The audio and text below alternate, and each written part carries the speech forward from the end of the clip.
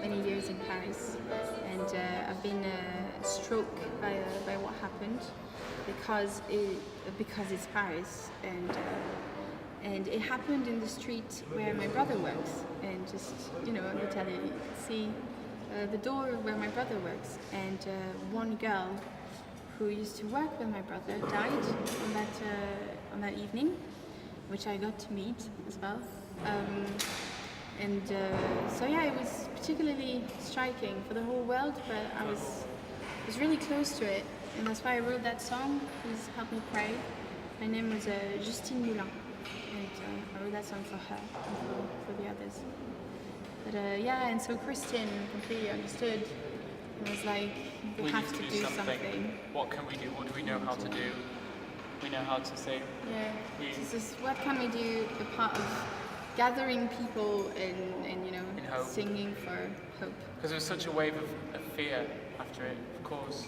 Anything like that, people get scared. And the only way to combat that is with hope, light, peace. Yeah, exactly. People together. You just look around the person next to you and you realise you're not on your own. You've got somebody else.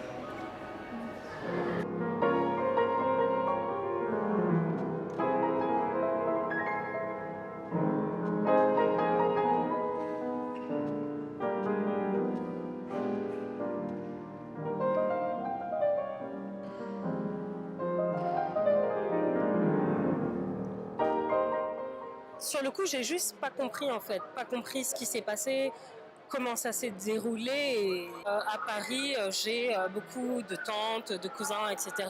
Donc directement, dès que j'ai su, donc à la première explosion au Stade de France, là j'ai commencé à appeler tout le monde, etc. Et quand j'ai appris la nouvelle, je pouvais plus dormir. Donc j'ai appelé toute la famille qui est sur Paris. J'avais la chance d'avoir mes parents en Bretagne et ma soeur à Lyon. Mon autre soeur par contre qui était enceinte, qui était à Paris. Ensuite, qui vient malheureusement, je pense que c'est de la peur. Donc en ce qui me concerne, appeler tous ses proches, ce que j'ai fait.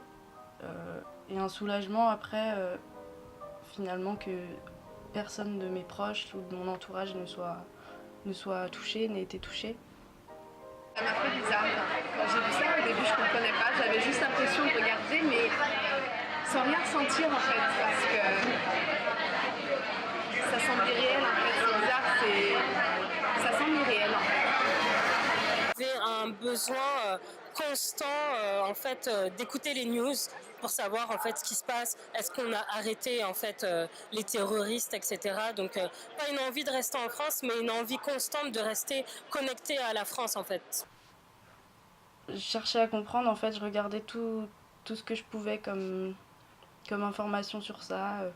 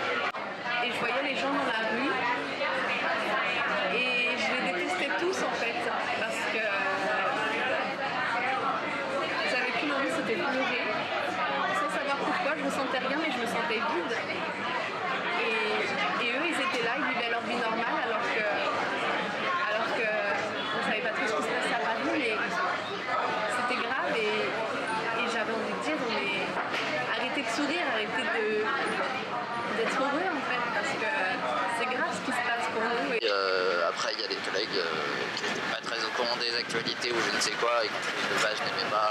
Bon alors, t'as trop bossé hier soir, enfin des petites remarques qui ne te mettent pas très bien en général. Enfin bon.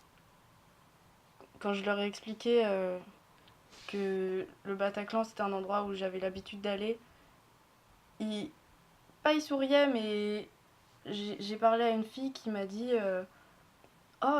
imagine t'y étais avec limite le sourire, genre j'ai pas envie d'imaginer d'y être et j'ai pas envie du tout et ils comprennent pas, enfin c'est super loin pour eux je pense. Au final, tout ce qui se passe dans le reste du monde, nous c'est pareil, on on va être choqués, mais ça va pas nous toucher parce que c'est pas chez nous. Et ça, c'est dommage. Ce soir, j'étais à Trafalgar Square pour la commémoration des Français à Londres. Ça fait du bien. Ça fait du bien d'être avec des Français. Ça fait du bien d'être avec des gens qui sont touchés comme toi. Et en même temps, tu te sens inutile là-bas. Léo Werner, plongé dans le noir, la ville lumière. Paris sera toujours Paris, la plus belle ville du monde. Malgré l'obscurité profonde, son éclat ne peut être assombri. Paris sera toujours Paris. Plus l'on réduit son éclairage, plus l'on voit briller son courage, sa bonne humeur et son esprit. Paris sera toujours Paris. On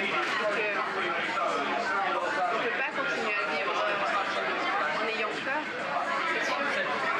Et en même temps, c'est important de s'en rappeler librement, je pense. Là, je rentre dans 2 semaines dans Paris et je suis content de rentrer à Paris.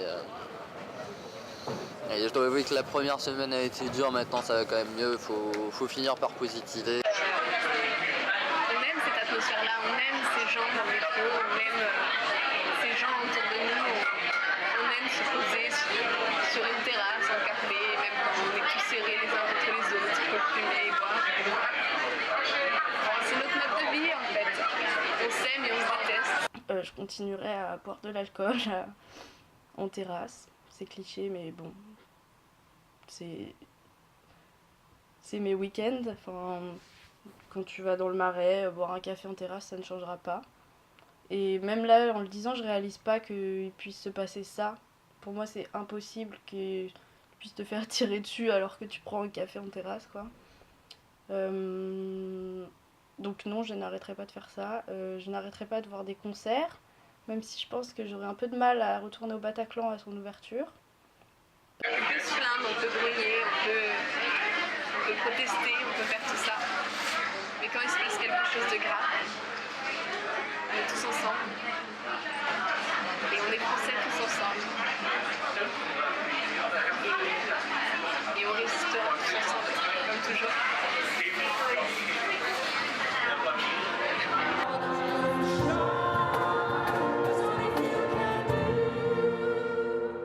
So why not you? And it might be hard, and there's a long way to fall, but at least I know I tried, and I almost touched the sky. Here's to life. There's so many roads. When a girl just was just crying and just like she was smiling at the same time, and I was just like, okay. I think if we can touch just one person with a little bit of hope, then we've done a job. We've done our job. Yeah, and the church was full tonight, and the people were really there. So, yeah. Feel the energy.